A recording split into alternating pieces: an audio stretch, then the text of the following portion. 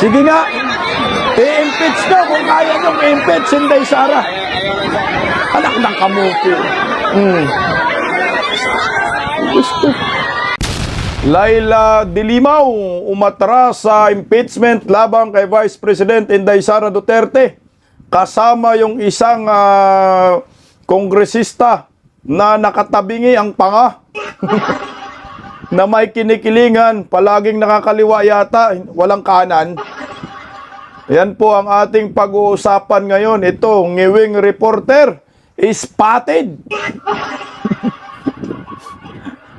Ang tindi ng reporter na ito, inulat po niya yung nangyayari po ngayon sa Middle East, nakaguluhan.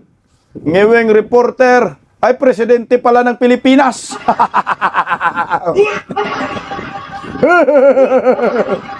Yorn, namaligayata yorn ng pinasok.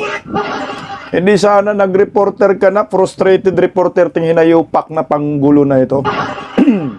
Magandang tanghali po sa ating lahat. Palike po muna, pa-share, pa-subscribe. Pakipindot ang inyong notification bell para lagi po kayong updated sa ating mga video. Bisdak Historiador, suportahan po natin. Pangalawang YouTube channel ko po. Yan ay reserve channel po natin. Kung sakaling magurgur tayo dito sa Urig channel, huwag naman sana yawards. Paikot-ikot kasi yung mga trolls ni Bakay dito. Laki kasi ng bayad sa mga hinayupak eh. Mali-malitang pera galing sa kawat. Kawat ng kanilang puon. Marcos, kawatan noon. Kawatan pa rin ngayon, mga animal.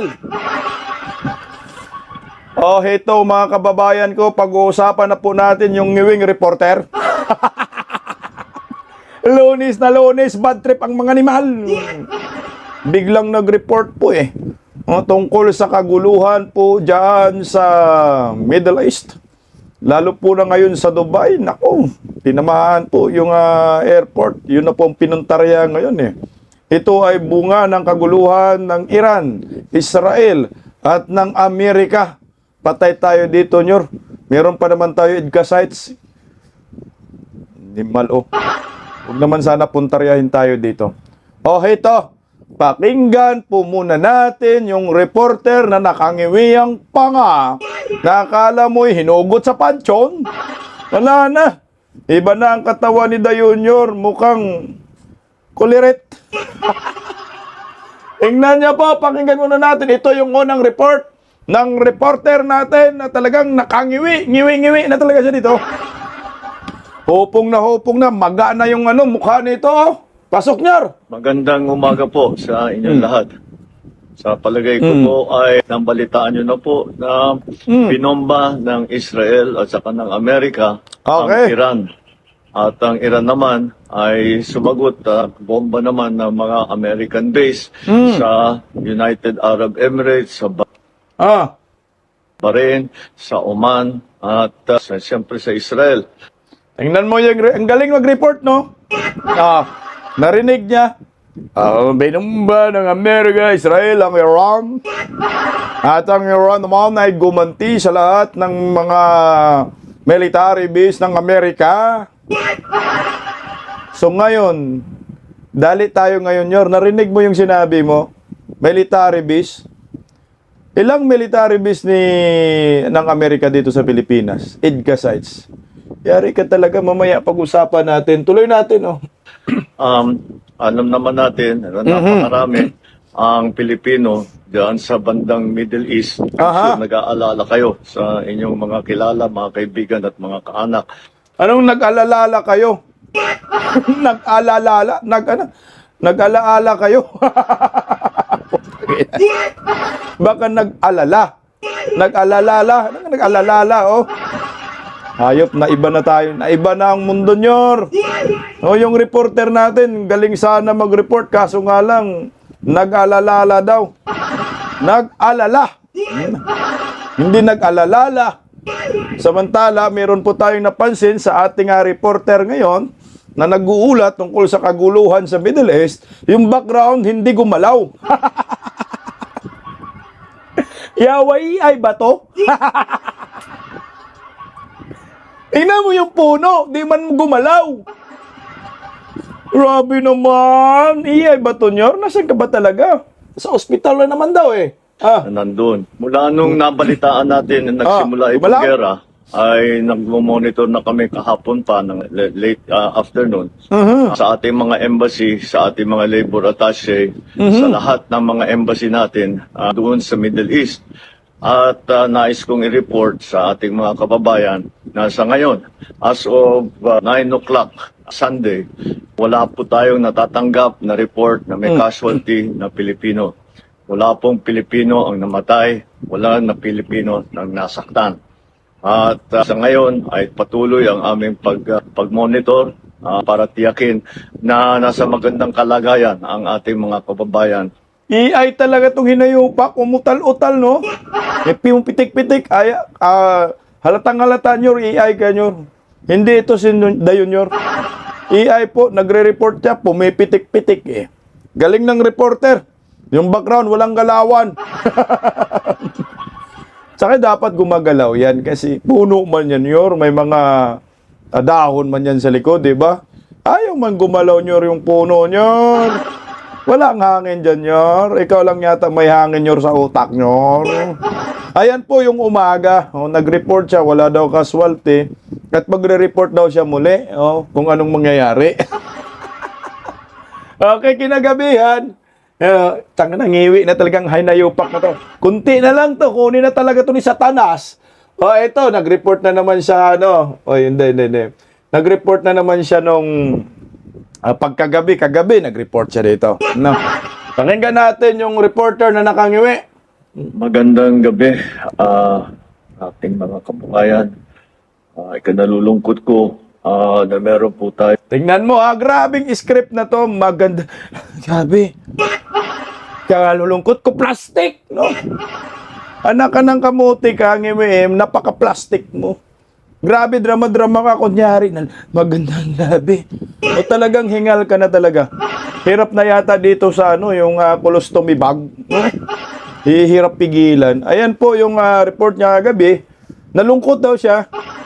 Kaya dahan-dahan siya magsalita kasi nalungkot. Plastic ang hinayupak. Tuloy Tayo natanggap na report na meron na pong casualty na Pilipino dito po sa gera. Ang galing ng reporter, nung umaga, nag-report siya, walang casualty. Sa gabi, meron na pong casualty. Utay, anong gagawin mo? Presidente ka, Nyor. Ang hinayupak, presidente, nag-report na lang. Reporter, wala ka bang mga hakbang? Wala ka bang mga ginagawa? No? Bilang isang pangulo? Iwasan naman yung panaysinghot. Mga OFW, anak ng kamuti, kawawa naman yung mga OFW. Ba't ka nagre-report? Ano, trabaho mo ba yung maging reporter ka? Hindi sana naging reporter ka na lang ng ABS-CBN. Ay, papasukin po natin ang reporter ng Angiwe, galing Ilocos. Pasok bangag. Ganun sana, no?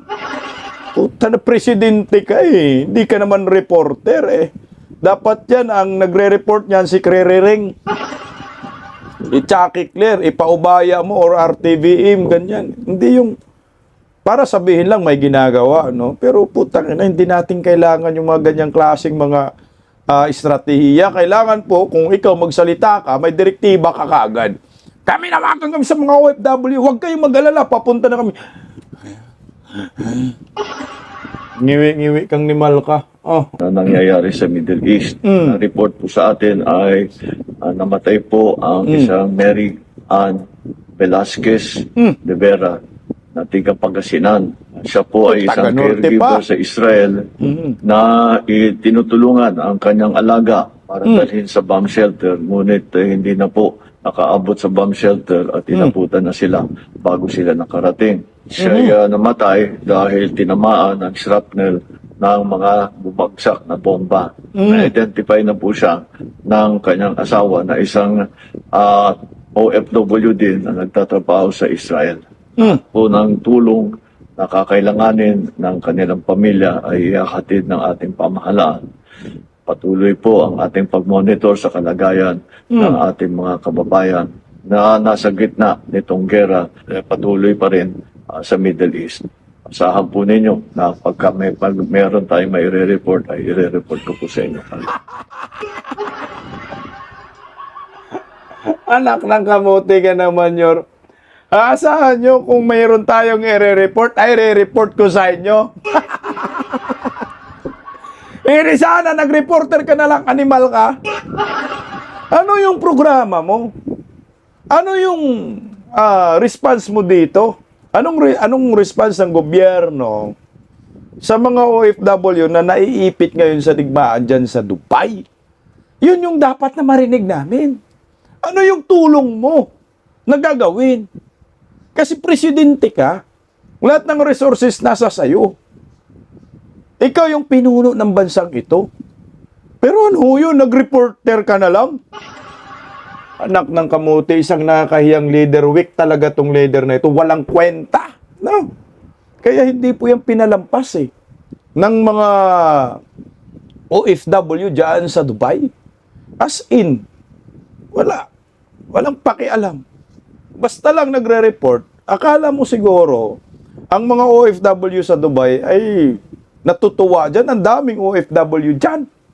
Nag-umpisa ng digmaan. Pero ikaw, naging reporter ka? Parang AI, no? Yung video niya, parang hindi siya. Kasi bakit ganun? Parang hinihingal na siya, parang, ganyan na talaga, malapit na kunin ni Satanas. Naghahabol na ng hininga. Kaya hindi po yan pinalampas ng mga OFW. Talagang, sinita po siya dyan. Pakinggan natin yung isang OFW. Ilongga yata ito, no? Galit na galit talaga siya dyan. Bakit ka na ng reporter? Ito. Nais kong i-report sa ating mga kababayan na sa ngayon. Reporter ka? Sa ngayon ay patuloy ang aming pag-monitor para tiyakin na nasa magandang kalagayan ang ating mga kababayan. Ngunit nasa mabuting kalagayan ang mga ating kababayan. Hoy BBM, lagyan mo ang mga account number namin dito. May 2 milyon na Pilipino kahit 10K lang. Pinatsing Iloy, paano ka mag-monitor sa amin? Do you have our numbers? Do you have our contact numbers and emails? Ang galing mo, te! Tangay na, ilang milyon pala dyan? 2 milyon pala yung mga OFW dyan sa Dubai. Ang dami, ha? So ngayon, anong gagawin niya dyan? Sa 2 milyon, di man alam ni Da Junior paano mag-response. Tama ka dyan, te. Bigyan na lang ng pera, uwi na lang lahat. Total, marami namang ninakaw, no? Mali-malitang pera. Bigyan daw yung account. Alam mo ba lahat? Nag-reporter ka ba? Banat, tirahin mo, te. Patuloy namin nang sino nagsabi sa iyo. Sabi na si Iloy, ka mga butikunis ang mga isprekete, kuyot. Nagnagay, magkuya sa mga paasa sa amin. Ni isa ka advisory, walang mga email sa amin. Walang sanghat panawagan si Daddy Box. Noong umaga pa lang kahapon, grabe na ang email sa Canada. Grabe na ang tawag. Ano ang contact number mo, ibigay na dito. Kung ano man ang mangyari, may ito ang case, case manager mo. May inassign na sa amin nga case manager, ang diindam, PBBM. Ha? Dubago ka lang ganin mo, buktaw, dubago ka lang gising. Na kami ay nagmumonitor sa anang monitor. Pala dito. Kahit tubig bilat sing Iloy, wala kayo ginapadala dito. Bilat siyang Iloy. Kahit tubig walang pinadala. Mga kang Canada daw, nagpapadala na ng email, email, anong contact number mo. May mga instruction na, si Da Junior, nag-vlog pa. Okay ni Namnyor. Ay, tuloy tayo. Kahit pala pang gasolina namin o bugres, kahit ganun ang bunganga mo kasi citizen ka sa Pilipinas, ano ang Gcash mo, padalaan kita dyan para magtahimik ka na wala gani. Gcash, umasa ka pati kay Da Junior, mga buhayang mga yan eh. Wala, mga OFW, ginagamit lang talaga ni Bangag eh, ginagawang gatasan eh. Dapat, ano ba Gcash mo? O, ito pang gasolina. Hindi, magre-report lang daw siya kung anong mangyayari sa inyo. Ngayon, may casualty na daw. Banatan mo, te. Tapos sabihin yung monitor, bullshit. Punta ka ba na dito, BBM? Halika dito. Para marinig mo kag maramdaman mo kung ano nararamdaman namin. Correct. Ibutin mo ngayon, no? Total marami kang pera, di ba? Di ba ninakaw mo 800 billion Tama. pesos sa amin? Kumuha ka sang kumuha ka sang magic carpet yan, wala talagang titira sa iyo sa sky. Yung magic carpet ni Aladdin, pilihin mo. Hindi gani, uminom. Magic carpet bilin mo daw ni Aladdin. Dami namang ninakaw. Di lang bilyon, day. Trilyon na, day. Ninakaw niya, day. Naging pangulo lang ang buang, day. Gustong magiging magnanakaw, day. Tirahin mo ulit, day. Oh. Nung kasangkwan sang bato ni Ting. Lumipat ka dito, hindi ka ni-transform ka kay Superman. Uminom daw ang bato ni Ding. Ding! Ang bato! Down na! Day, ibang bato, day, nilulunok, day. At saka yung bato, day, na gamit niya, day, hindi nilulunok, day. Sininghot man, day. Tagay, taloy. Kaya marami ka naman pera, pumunta ka sa mga wakwak doon, bigyan ka sa kapangyarihan na pwede ka manananggal. Para malaman mo yung nararamdaman na monitor, kasi nungaling sa bilat sing Iloy monitor nga, Takto ka lang gali, buktaw. Kahapon. Yung mga ilonggo, ginapiko, ginapala. Di ba? Maintindihan. Bugtaw daw. Bilat silang heroy daw. Tirahin mo ulit, day. Kung pagiputang bakbakanay, ngayon ka lang gumising na kami ay nagmamonitor sa mga kababayan niyo di puta. Kahit pasalod, wala kayong binibigay sa amin. Hindi na gani pasalod ha. Bigyan nyo naman kami sa mga Carmen. Ay, daw pasalon. Walang ibinigay. Anak-anak mo, Tenyor. Kagigising lang. Kakatapos lang ng amat steak. Ano naman? Ayun, buljakin mo tayo. Mga agimap na lang bala. Mga mulintes, hindi naman kami madali ng grabe. Kung monitor, sa ano ang ginamonitor mo ya? Kung ano na naman ang flavor ngayon sang shabu kung pukupandan.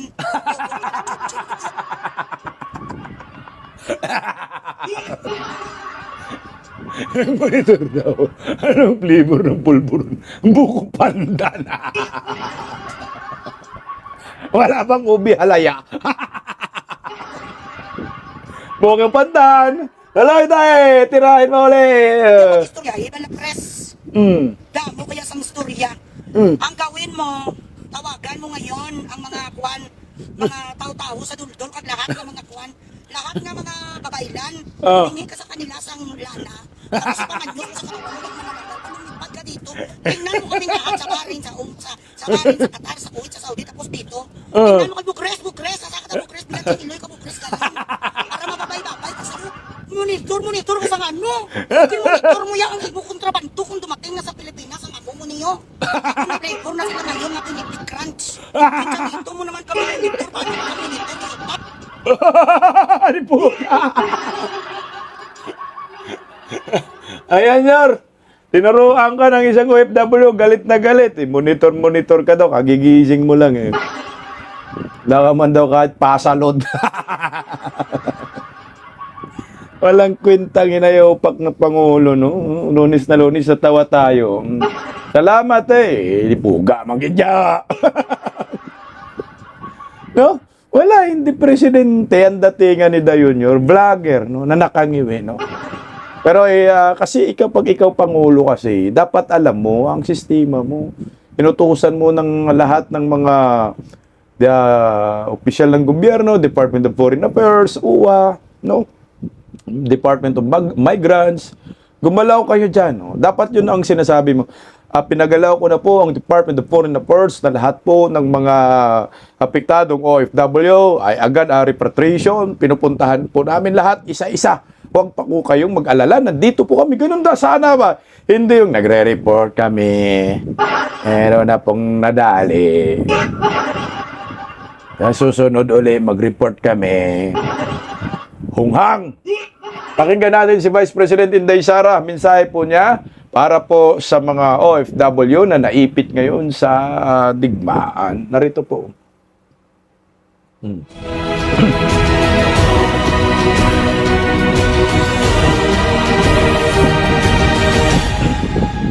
Mga kababayan, Assalamualaikum warahmatullahi wabarakatuh.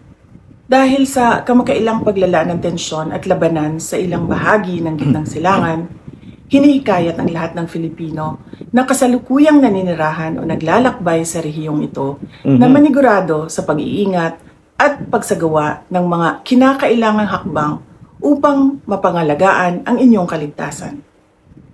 Iwasan ang mga lugar na may nagaganap na operasyong militar o malaking pagtitipon ng publiko.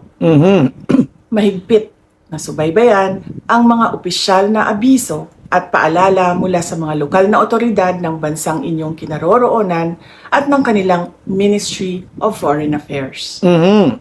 Maging mapagmatyag sa mga balita mula sa mapagkakatiwalaang organisasyon ng media. Panatilihin ang regular na komunikasyon sa inyong pamilya, mga mahal sa buhay, at mga pinagkakatiwalaang kaibigan tungkol sa inyong kinaroroonan at kalagayan. Paniguraduhin na hawak ninyo ang emergency numbers ng ating Departments of Foreign Affairs at lokal na otoridad ng inyong bansa. Siguraduhin valid at hawak ang inyong mga dokumento at pasaporte. Kung lalo pang lumala ang sitwasyon sa seguridad, maging handa na baguhin ang inyong mga plano anumang oras kung kinakailangan. Gayon din, kung kinakailangan, ay lumapit sa ating mga embassy upang mabigyan ng tamang payo sa pinakaligtas na paraan sa pag-uwi ng Pilipinas. Sa panahong ito, nang walang katiyakan, ang inyong kaligtasan ang pinakamahalaga. Naway patnubayan at ingatan kayong lahat ng may kapal. At ipagdasal natin ang kapayapaan, pagkakaisa at kaligtasan ng lahat ng tao sa Middle East. Syukran. Ganyan ba sana, no? Yung reminder sa mga OFW, pag-igihin po ninyo, makipag-communicate sa DFA, ganun ba sana ba? Hindi yung animal nagre-report ka, mag-report kami mamaya kung meron naman magurgor, may mamatay na OFW, anak ng kamuti itong hinayupak nung iwi mo lang kwenta. Alam nyo po, napakadelikado po yan yung gera ngayon, baka magka-World War III, wag naman sana. Tatamaan talaga tayo dyan. Ano nabanggit ni Dayunyor? Yung mga base militar daw ay binubomba. So ngayon sa atin, marami po tayong IDCA sites. Ito po yung base militar ng mga kano, I think mga Siam, no? 1, 2, 3, 4, 5, 6, 7, 8, 9. I think 12 na yata. 1, 2, 3, 4, 5, 6, 7, 8, 9. Mga 9 nga yung IDCA sites sa atin. Na po posible po yan ay tatama. Kaya binatikos po yan ni Pulong Duterte at ang sabi niya, delikado po no ang expansion sa ating bansa, yung seguridad. Dagdag pa niya, the decision of this Bangag administration aggressively expand the IDCA sites in the Philippines is a grave national security concern and a clear sign of a government acting not in the interest of Filipinos but as a complaint puppet of the United States. Kasi nga pag sumiklab po ito kagaya ng World War II, Japan at Amerika, tayo wala naman po talaga tayong nung World War II, wala po tayong diyan sa digmaan, sana hindi tayo kasali, no. Kaso nga lang mayroong IDCA sites dito, parang may military base ang Amerika. Kaya tayo po yung binumba ng mga Hapon. So sim lang po dito po sa ating bansa na posible po tatamaan din po tayo. Kawawa, maraming mga OFW na stranded ngayon diyan sa Dubai. At ang posibleng tatamaan pa rin ito ay ang ating ekonomiya. Pag yan hindi titigil ang digmaan sa Iran, bagsak na nga po ang ating ekonomiya, mahal na nga po yung mga gasolina, mga langis, mukhang lalo pang magmahal. So ano po ang mangyayari sa ating bansa? Pakinggan po muna natin ang balitang ito. Posibleng tumaas po ang presyo ng langis sa world market dahil sa nagpapatuloy na tensyon po dyan sa gitnang silangan. Ayon kay Oil Management Bureau Director Rino Abad, kasalukuyang minimal ang epekto sa global oil supply dahil wala pang naiulat na nasirang production facility sa Iran at bistulang tinatarget lamang ng US-Israeli strike ang military facilities ng bansa. Gayunpaman, maaring magdulot ng delay sa shipment ng langis ang tensyon na posibleng magresulta sa pagtaas ng presyo. Ayon sa Department of Energy, inaasang magkakaroon ng dagdag presyo sa mga produktong petrolyo simula ngayong Martes. Bukas na posibleng umabot po ng 5 hanggang 10 dolyar kada bariles o humigit kumulang 30 sentimo kada litro. Kung magpapatuloy ang sitwasyon, maaari itong magdulot ng dagdag presyo na abot sa 3 piso kada litro sa loob ng 2 hanggang 3 linggo. Tiniyak naman ng DOE na hindi inasang hahantong sa global oil supply crisis ang sitwasyon dahil 1.61% lamang ng padaigdig demand ang mula sa oil exports ng Iran. Maapektuhan pa rin po ang ating ekonomiya dyan kasi pag mahal po yung langis na yan, panigurado. Ang ekonomiya, babagsak, mahal ang bilihin, inflation rate. So ngayon pa lang dapat mag-iisip ng gobyerno kung ano ba dapat yung hakbang. Kaso nga lang, walang isip, panay singhot lang. Ito, pag-usapan po muna natin itong patungkol po sa impeachment labang kay Vice President Inday Sara Duterte. Matandaan po natin na 4 po yung impeachment na isinampa kay Vice President Inday Sara Duterte. Pero itong tropa ng Tindig Pilipinas, ay nag-withdraw po sila. Hindi po natin di po natin alam kung ano ba talaga ang tunay na dahilan kung bakit po nag-withdraw sila. Itong Tindig Pilipinas sa pangunguna ni yung apo ni Nino yan, di ba? Kiko D, no? Ito po yung balitang iyan, binawi na ang second impeachment complaint versus Vice President Inday Sara Duterte. Formal nang binawi ng Tindig Pilipinas. Ang ikalawang impeachment complaint kay Vice President Inday Sara Duterte. Ito. Ano ba ang dahilan ng Tindig Pilipinas? Kay Trillanes to, di ba? Anak ng kamuti, sama-sama talaga itong mga inayupak na to.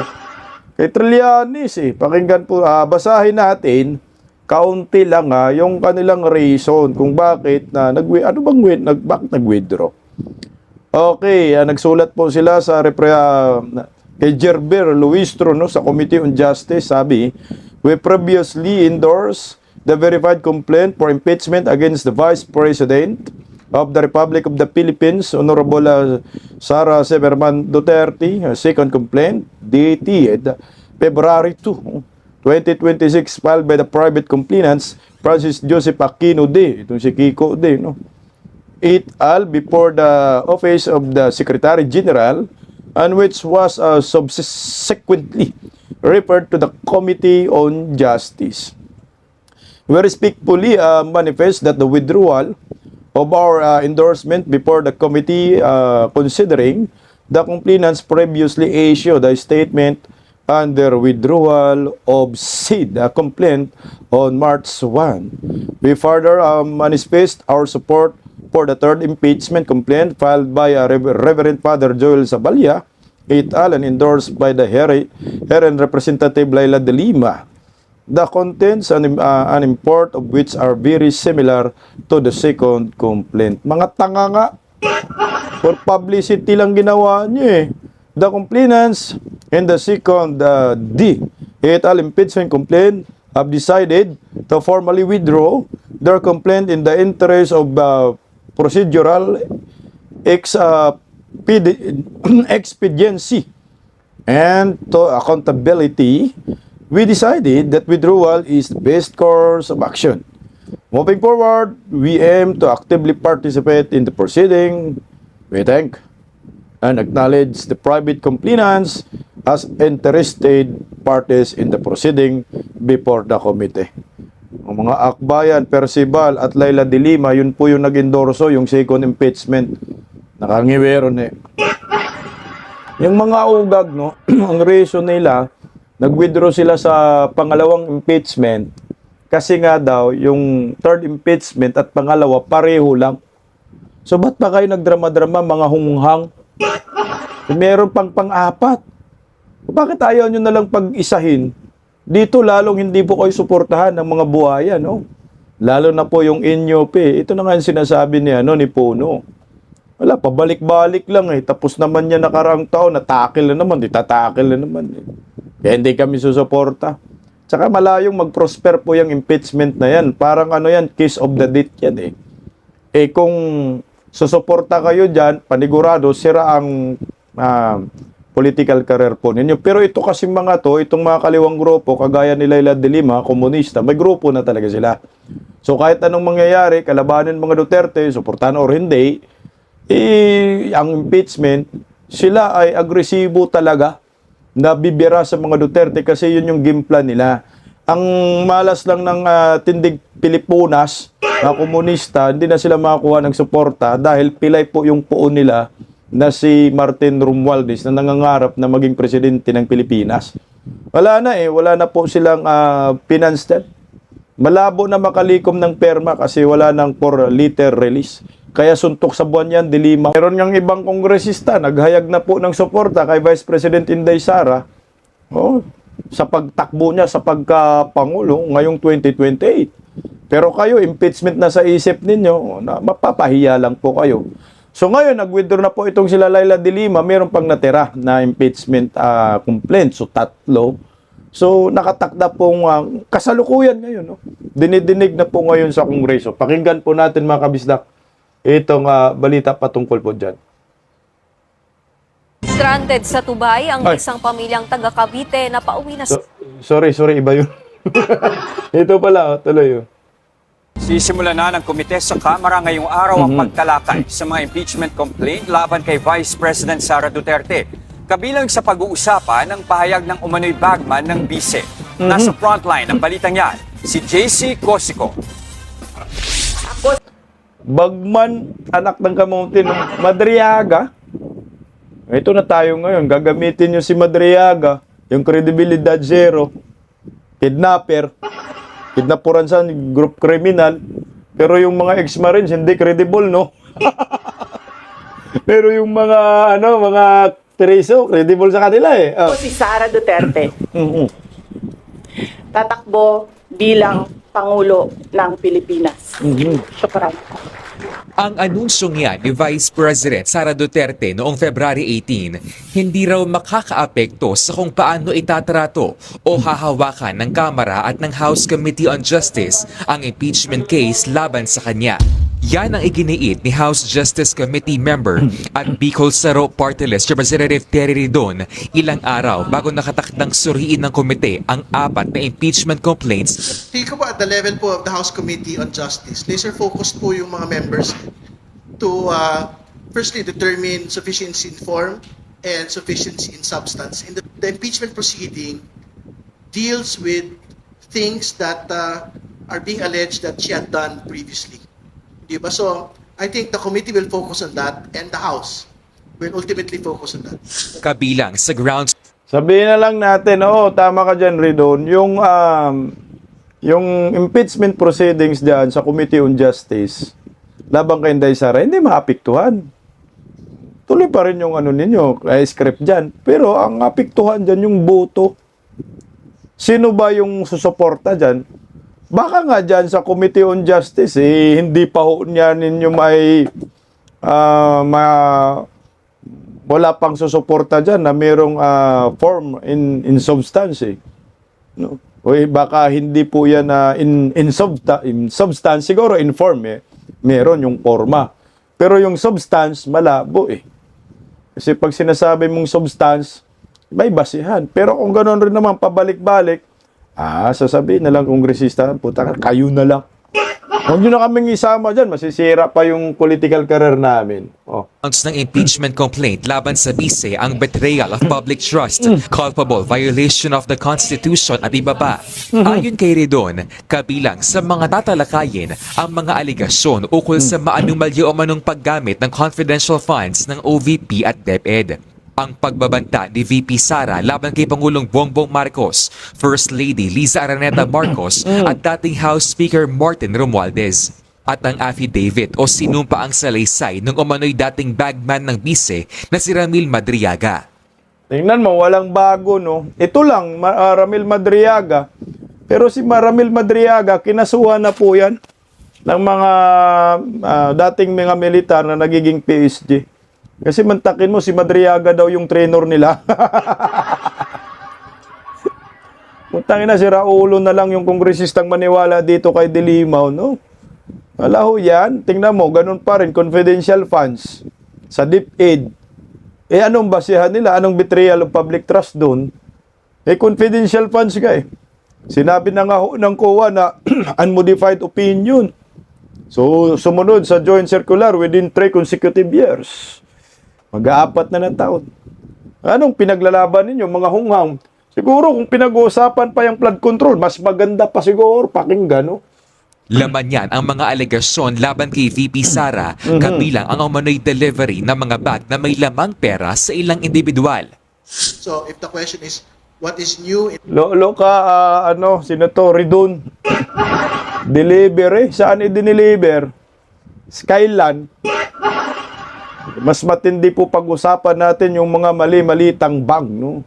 Na i-deliver po sa First Family. Sabi niya, delivery daw. Sino nagsasabi? Madriaga, Solo, sa paniwalaan natin. Samantala, yung 18, may 12 pa, so 30 ka mga Marines, more or less, nagsasabing, nagde-deliver kay Bongbong Marcos, Martin Romualdez, Saldico, mga kongresista kayo, Laila de Lima, dinilibiran din kayo. No? Mga kaliwang grupo, dinilibiran din kayo. May mga gustong ma-impeach si Inday Sara, tiba-tiba sa mali-malitang pera. So itong mga credible na mga witnesses, mga whistleblower ng mga dating ex-Marines, hindi natin paniwalaan. So maniwala kayo dito kay Madriaga na kriminal, ang buang, no? Sira ulo na talagang mga Pilipino kung naniniwala po dito sa kriminal na ito na may malita daw. Gumaya lang kayo kay Gutisa eh. Ngayon, mahirapan kayo gagaya kasi mga 30 man yan ka-ex-Marines. Maghanap rin kayo ng 30. Ituturo si Inday Sara. Wala. Wala na kayong magawa dyan. Ma-stress lang kayo. Yung impeachment na yan, walang susuporta dyan. Si Inday Sara, pa-relax-relax na si Inday Sara, oh. Papasyal-pasyal na si Inday Sara, simple lang. Pero ang mga kaliwang grupo, anak ng kagwang, mamamatay na sa gustong ma-impeach si Inday Sara eh. Wala na sa taas ng trust and approval rating ni Inday Sara. At sa lahat ng presidential survey ngayon for 2028, ay lalo pong umangat si Inday Sara at ang layo ni Lene Robredo. Kaya wag na po kayong mangarap pa na si Inday Sara ay ma-impeach. O dyan sa Kongreso, atras na eh. Hirap na nga ho sila makalikom ng sapat na bilang, 105 eh. Sabihin na lang natin yung lakas na sa 100. Sa tingin nyo ba, yung lakas na miyembro na mga kongresista ay susuporta dyan sa impeachment ni Inday Sara? Lahat? Hindi. Swerte na siguro kung may 50% eh. Yung mga buhaya dyan sa lakas, siyempre kung sino yung malakas sa susunod na eleksyon, pupunta ang mga yan. Wala namang mga prinsipyo ang mga hinayupak na yan dyan sa mga kongresista dyan sa lakas. Marami dyan galing ng PDP. So anong ginawa nila? Tumalon sa lakas. Kasi nandun si Romualdez. At saka tumalon din ang mga yan dahil nandun si Vice President Inday Sara Duterte. Siyempre, hindi sila sasama sa pag-alis ni Inday Sara sa lakas dahil gusto nila magkaroon ng pondo. Pira-pira lang ang mga yan para may magamit po sila sa susunod na eleksyon. Pero heto, tingnan mo si Vice President Inday Sara gusto nilang i-impeach. Utang ina. Pinagkakaguluhan ng taong bayan. Ipa-impeach nyo. Narito, pakinggan natin, panoorin natin, Diyos ko, Ginoo. Sige nga, i-impeach nyo kung kaya nyo i-impeach Inday Sara. Anak ng kamuti. Diyos ko. Grabing sigawan dyan. High voice. Bye bye! Grabe, pinagkakaguluhan, Tingnan mo, Paano? Kita ko yung Pluto.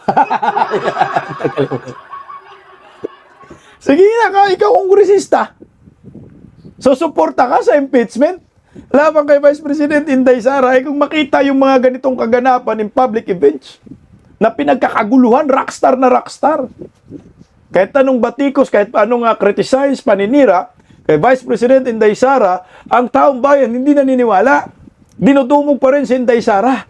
Kahit saang lugar. Kay Bongbong Marcos, meron bang ganun? Wala. Parang lamay lang pag si BBM. Kakaway sa hangin. Hi, Pans! Kasi kung ikaw, politiko, common sense, no? Alam naman natin, mga manggagamit ng mga politiko, kagaya ni Mangga at ni Bangag, wag na, dito na lang ako, manahimik na lang ako, kaysa susuporta ako sa mga katarantaduhan ng mga kaliwang grupo na impeachment laban kay Vice President Inday Sara Duterte. Tahimik na lang ako, please safe na lang ako, sa ilang taon na lang, 2 taon na lang, presidential election na. Hanggang ngayon, hirap na hirap pa rin ang Bangag admin kung sino yung itatapat kay Vice President Inday Sara Duterte, lalo na bagsak ang performance ni Bongbong Marcos, trust and approval rating, bagsak na bagsak, ayaw ng mga Pilipino kay Ngiwim, gusto na nga pag-resignan si Ngiwim, di ba? Ayaw na namin dyan, BBM resign. Kasi nga, hindi maganda yung pagdala sa Pilipinas. Pero kung maganda lang ang performance ni Bongbong Marcos bilang isang Pangulo, malamang si Inday Sara mahihirapan, pero hindi. Kunik-kunik na, nadagdagan na ang galit ng taong bayan. No, nag-break away na yung unity team, ang mga DDS, ang mga taga Davao, taga Mindanao. Siguro 98% ng mga taga Mindanao suli Duterte. Merong 2% na taga Mindanao, yun yung mga bangag, no? Naambunan, ang mali-malita, mga trolls, yung mga yung mga bulag, walang alam. Nanonood lang ng vlog ng mga bubonistang tanganista ni Baki, kaya siguro yun. Pero pagdating po sa totoong bilang, hindi ka taga Mindanao pag hindi ka susuporta sa mga kapwa Mindanao. Kagaya ni Barbers. Panay bati ko sa mga Duterte. Bakit? Putang ina, mali-malita eh. Di ba, Barbers? Nabanggit sa affidavit Kaya susuporta ka si Adjong, si Manix, malita-malita. Pero pagdating ng 2028, maniwala kayo, magmanikluhod yung mga animal na yan sa mga Duterte. Kasi wala namang makakatalo kay Inday Sara. At pagsama-samahin pa lahat ng mga impakto, mga damonyo dyan sa Kongreso, Senado, hindi pa rin kaya po tibagin si Vice President Inday Sara Duterte. Kaya yung impeachment ngayon, ano na lang yan? Sarsuela publicity. Ganun na lang. Baka sakaling may maniniwala sa kanila. Pero duda po ako kung makalikom po sila ng sapat na bilang. Basta tayo, Duterte forever. Paggising sa umaga, tanghali at gabi, nakikita ko ang post niya, ang hapdi. Paano nga ba to? Di ako makatanggi. Watch ko na lang at isipin ng mabuti. Bisdak Pilipinas. Bisdak, tinig ng katotohanan. Sa bawat vlog may laban sa kasinungalingan. Mulat ang mata, gising ang masa. Bisdak Pilipinas, para sa bayan, gumigising sa diwa.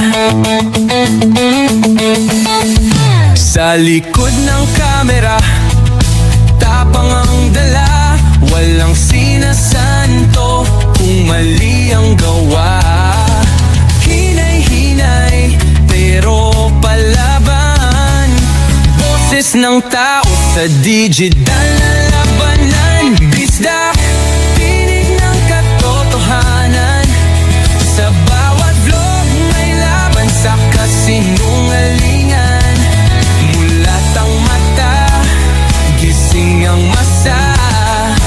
Bisdak Pilipinas, para sa bayan, gumigising sa diwa.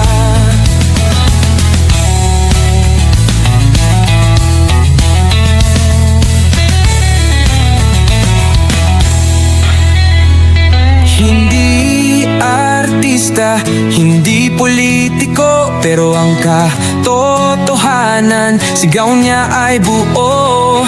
Sa YouTube o Facebook man siya makita, may aral ka pa rin, may uwi sa bawat salita. Bisdak, gising sa katotohanan, di lang kwento.